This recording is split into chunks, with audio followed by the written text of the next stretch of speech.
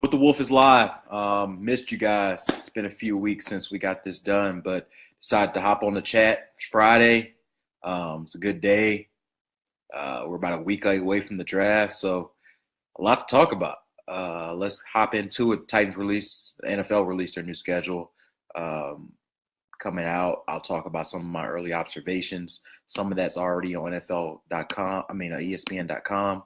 Kind of check that out and see what I thought about the schedule. They have us do these little silly game by game predictions, which aren't really relevant in April, but it's a little glimpse on what you think the team is as a whole. And all of us as reporters do a full scout. So I had the Titans as 10-6. The whole NFL nation had them as 8-8. So I guess I'm a little higher on the Titans than the rest of the reporters in the league are. So it's always fun to do those things. I'm excited to see what happens in this draft. This is probably one of the more unpredictable drafts that, week out, I really don't know who's going to be sort of the back end of that draft prospect pool. I think this is a lot of speculation this time of year, which is always fun, but I'm ready to get this on and popping. So as always, guys, as you hop in, fire away any questions. I know I had a couple questions coming into the chat that I'll go ahead and hop on. I had one guy ask me about Marcus Mariota, and his question basically was, do I see him making the year 1 or year 3 to year 4 jump that I think we all would love to see just from him as a quarterback. So I think it's too early to tell that. I think ideally, yeah, you would love me to say, yeah, he's going to be a better quarterback. He's going to get all this right. He's going to throw for 30 touchdowns. He's going to be an MVP. I can't say that.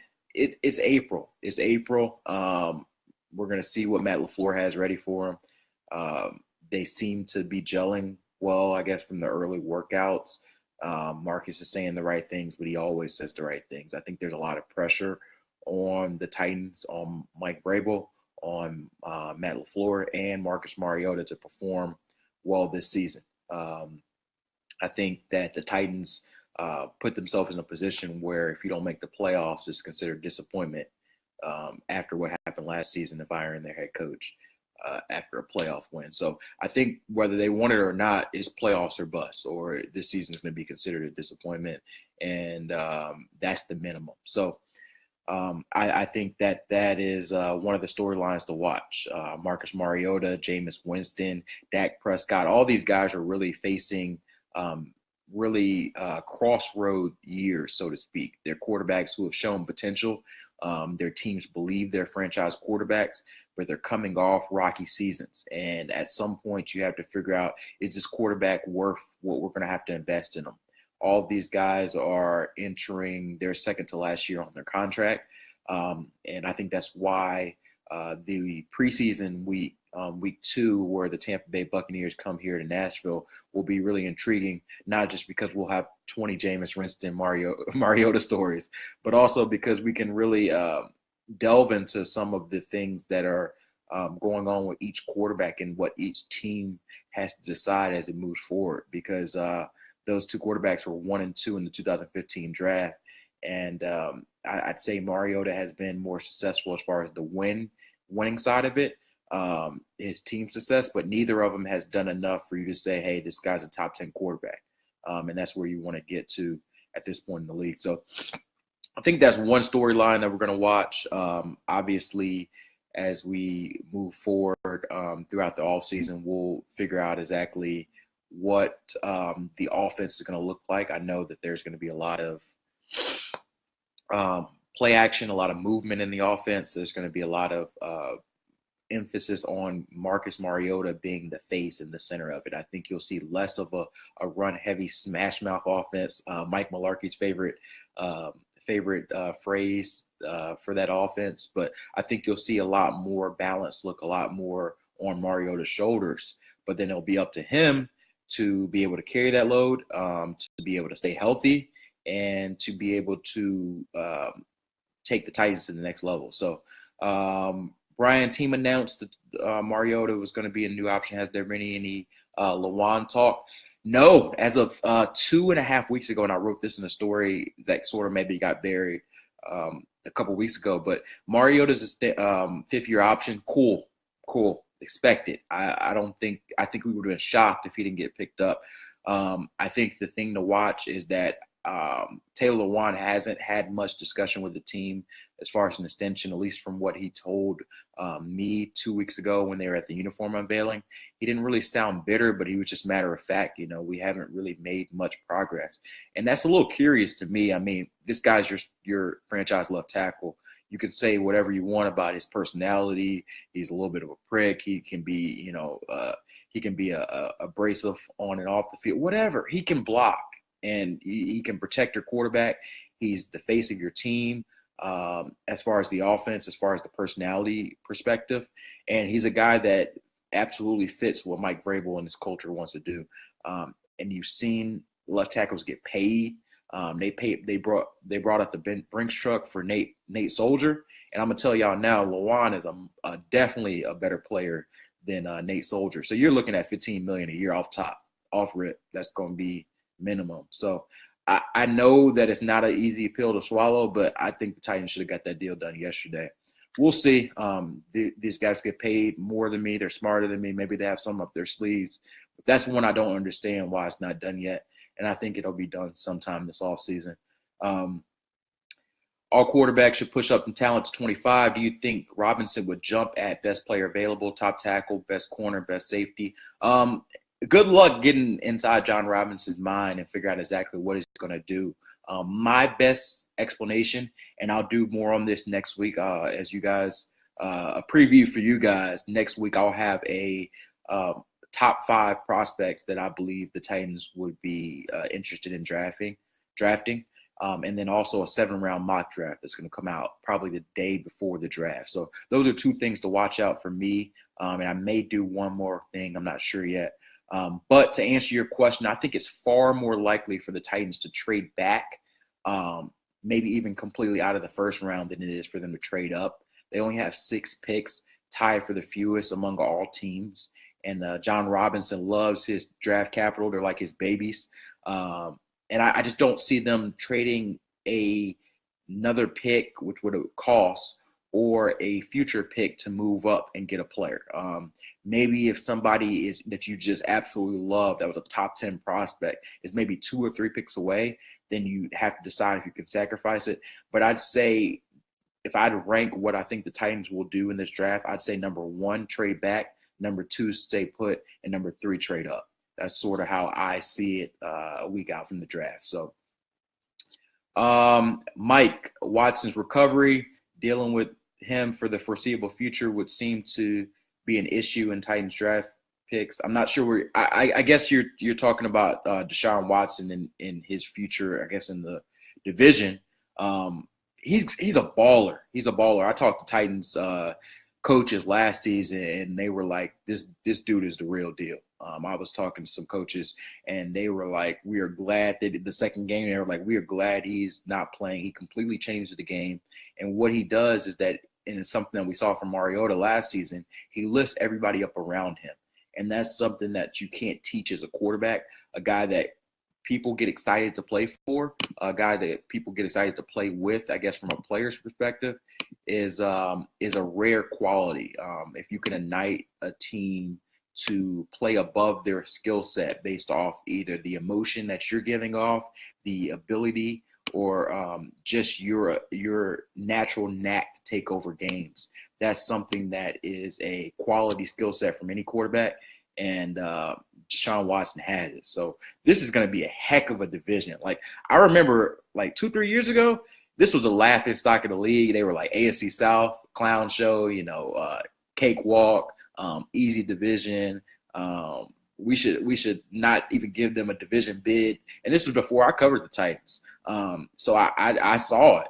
But I think this division can have 3 playoff teams next season. Real talk. I think it could be Houston, Tennessee, and Indianapolis all in the playoffs this season. And I wouldn't be shocked. If I did the prediction today, I probably would pick those 3 teams all to make the playoffs. And it's just a tribute to the strengths of the division. A team like Indianapolis that has Andrew Luck is probably the worst team in the division. So it's going to be tougher for the Titans this season. I did a season prediction and way too early season prediction. I had them at 10-6. I had them going 4-2 the division, but I could easily see them, winning an extra game, losing an extra game. It's going to depend on what shakes out in the division overall. So let me see. Update on Conklin. Someone asked me that earlier. Conklin has a torn ACL that he's still recovering from. He's off of crutches. I think I saw him at the uniform unveiling, and I think I've seen him sort of in different spurts throughout pictures and stuff throughout the offseason. ACL injuries typically are going to take somewhere around 7 to 9, maybe 10 months to recover from. He got hurt mid-January, or he had surgery mid-January. So you're going to look at a situation where you're going to be pushing it for him to be back day one. I wouldn't expect him to be in any workouts between now and the middle of June when they break for minicamp, any like serious workouts. I think training camp would be the earliest you get him back, and I think there's a possibility he opens the season on PUP for training camp. And I think you may have to have a contingency plan for week 1. So I think the Titans are hoping that they get him back for week 1. That's the goal. But I think you want to keep Dennis Kelly and Kevin Paflin warm, because that may be a position where you need a spot starter too. Let's see. Outside of the London game, which road game are you looking forward to the most? Okay, since this is all about me, I am looking forward to Miami. Great city. I'm actually going there for my bachelor party. I like Miami, even though it'll be super hot then. That'll be a fun trip. I went to school in Houston, so I always enjoy the Houston trip. And my mom lives out in Dallas area, so I'm definitely going to enjoy that trip out to Jerry World as well. So those are probably my 3 trips that I'm most excited about outside of the London trip. I would be more excited about New York if it wasn't going to be probably 0 degrees there in mid-December. But yeah, that's probably what I'd say. Let's see. Draft for need or BPA? Favorite question. This is the most common question of the draft period, and this is how I always explain it. I always believe that teams, and I think John Robinson thinks this way, and from my conversations with him, I can pretty much say that he does think this way. Teams, for the most part, smart teams that have GMs, teams like the Titans, teams that have good GMs, teams like the Titans, draft BPA at a position of need. And it combines the two. There's no true we draft for need, we draft for BPA. The Eagles aren't drafting a quarterback at 32 if he's the best player on their board. The Titans aren't drafting a quarterback at 32 if he's the best player on their board, or 25 if he's the best player on their board. It's just not happening. So it's BPA at a position of need. So if the Titans' top 3 needs are edge, inside linebacker, and I don't know, receiver or safety, whoever's the best on their board, probably in those areas, is who's going to get picked. So that's BPA at a position of need. If they have a left tackle that's really high on their board that's there, I don't think they're going to pick. I think they're good at left tackle, although Taylor Lewan's contract situation may indicate a little differently, but I think they're good at certain positions. So I think there's certain positions where their value is higher. Even if a nose tackle is the best player on your board, you may not draft him because he's only going to play 40% of your snaps. So you may draft an edge rusher that's lower on your board instead of a nose tackle because he presents a better need in the system. So that's sort of my answer to the BPA versus need conversation. And I think the Titans will do something similar. Brian, aside for Vander Esch, is there an inside linebacker that would be the man in the middle for 10 years? Anyone else appear to be a gem? Rashaan Evans from Alabama. I talked to a scout a couple days ago who just said he's a dude. That was the explanation that I got. I asked him, what do you think of this guy? He's a dude. I'm like, what does that mean? He's a dude. So I think that probably says that he's going to be a guy that people think can be a long-term answer. And he probably has one of the higher upsides of any player in this league. Players in this draft coming up. So I think Roquan Smith and Traymond Edmonds will probably go in the top 15. And I think you see Rashaan Evans and LVE go somewhere in that latter range. But from people I've talked to, a lot of people like Rashaan Evans better than LVE. And actually, from what I see on tape, I do too. So I know LVE is an athletic guy. He's got a lot of potential and do it. But I'm a see what I see on the field, and I like what I see from Evans. So if I was at 25 and I was picking an inside linebacker, I would pick Rashaan Evans. So yeah. Let's see. I guess, Brian, to answer your question, I think that if the Titans end up passing it, two guys to watch out for in the middle rounds, guys like Darius Leonard, inside linebacker out of South Carolina State, third, fourth round range for him, and Oren Brooks, a guy from Vanderbilt, local kid, fourth or fifth round guy, maybe even a third round guy. Those are guys who may be middle round guys, and I think that may be what the Titans end up doing. Going inside linebacker in the middle rounds, just a guesstimate, an educated guesstimate from me. So let's see. Do you see any more free agent signings outside of the undrafted ones? Yeah, I'm sure they'll sign a few other guys. Remember, you didn't have the Eric Decker signing until I think June. Eric Walden signed late, right before training camp, and those guys ended up being key contributors. I think veterans end up signing later in the draft when you feel like what are our holes still remaining on the team and where do we need to add. So I think the Titans will end up signing maybe two or three guys between after the draft and the start of the season. And then injuries always have an impact. If you lose a guy, God forbid, for a season-ending injury, you're going to need somebody to replace him veteran-wise. So I think you still see some signings, but I think for the most part, the initial wave is just about done. Lorenzo Carter, true pass rusher. I think he has the potential to be a true pass rusher. There's a lot of potential guys in this class. This is a bad edge class, so I'm going to just be real with y'all. I think that's a position the Titans have to draft early if they hope to get anyone of value at all, because this is an edge class that is, let's just say I wouldn't put a lot of stock in this edge class. It's probably one of the worst position groups in this class.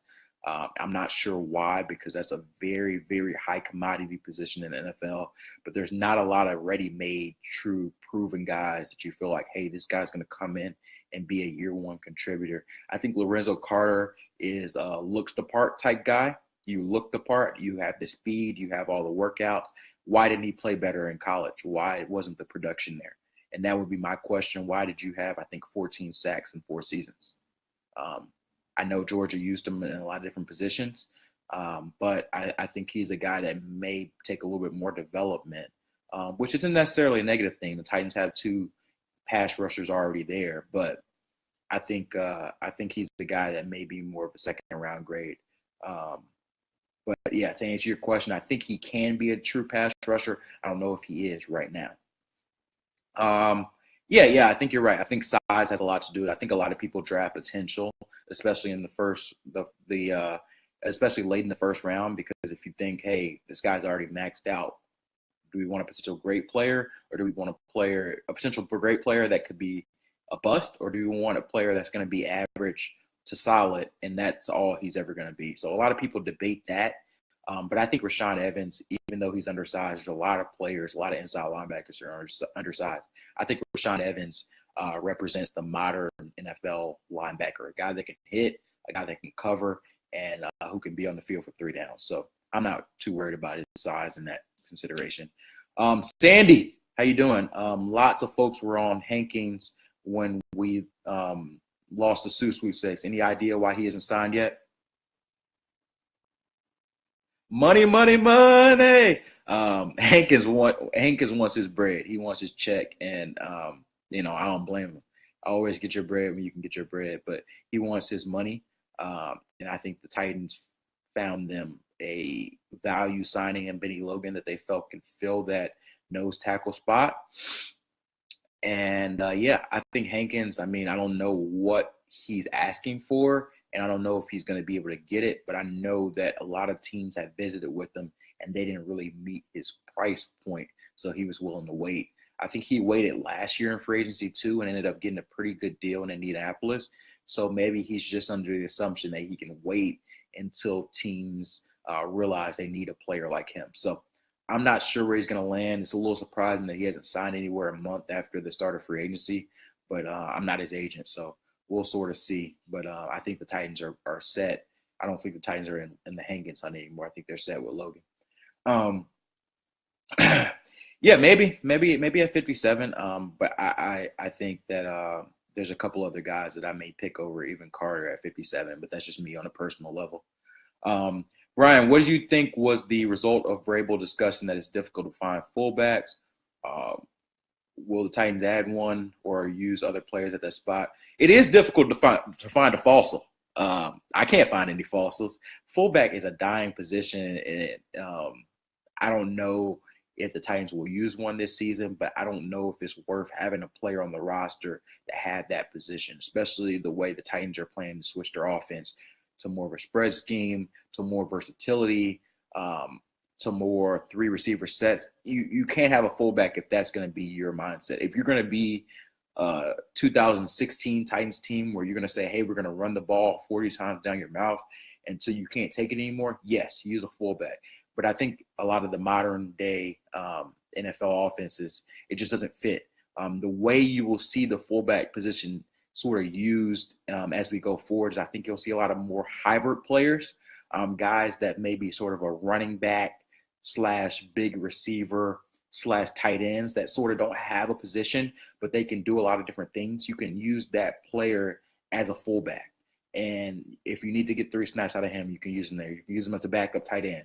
You can use him as a running back if you need to do reverses out of the backfield. That versatility is going to be huge. And since the fullback, like the nose tackle, is a position that you don't even play half the game, there's not a lot of value on teams for them keeping him on the roster unless he's a really, really good special teams player. So that's sort of how I see the fullback position.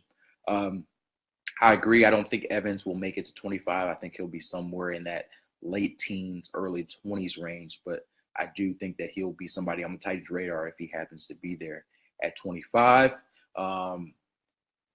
Have I done a mock? I have not. I think Wednesday will be the day that I'm doing a 7-round Titans mock. That's the only one I'm going to do this offseason.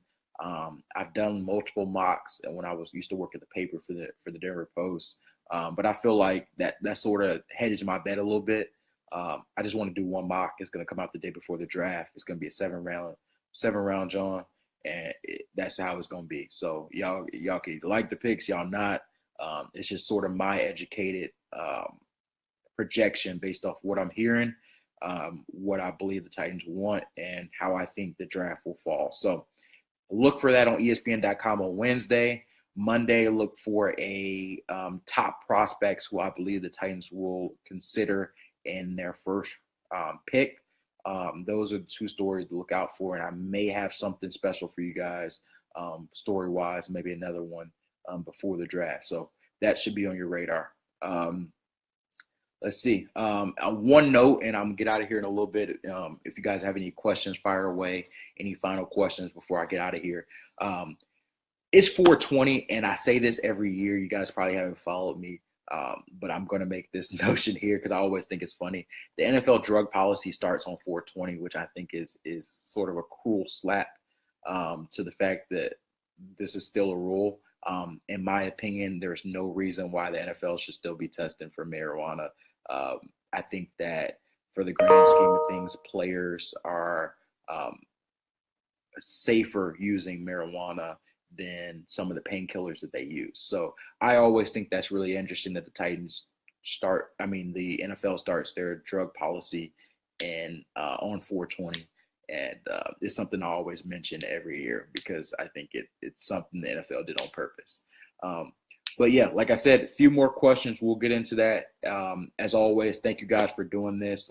This is just something that I decided to pick up last season. Howling with the Wolfe brand off my last name, and just a chance to talk to you guys on a personal level and answer your questions about the team that y'all love so much and the NFL in general. So I'll probably do one more of these right before the draft, maybe even Thursday, maybe the day of the draft, if that's something you guys would like.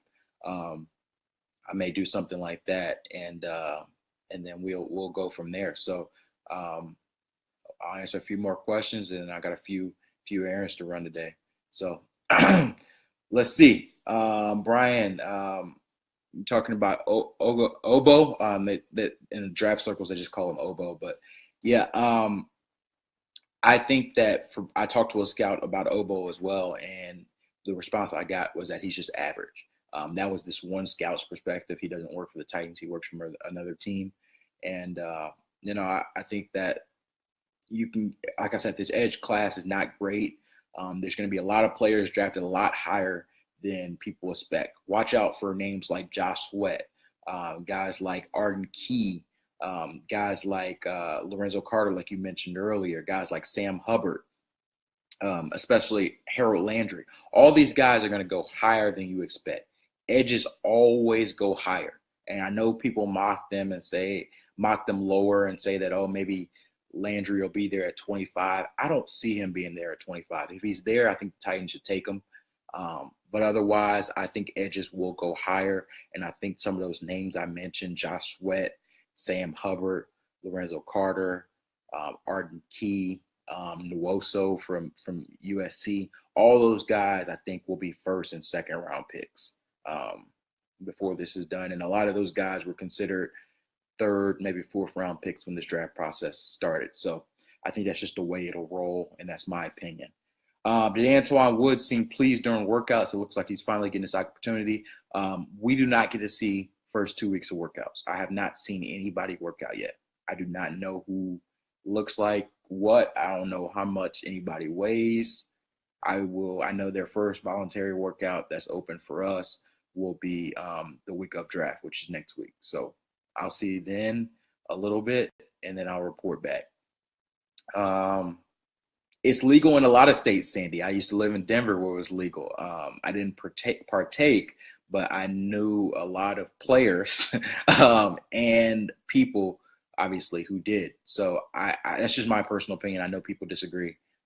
I just know that what painkillers can do to a lot of these players being around current and former players.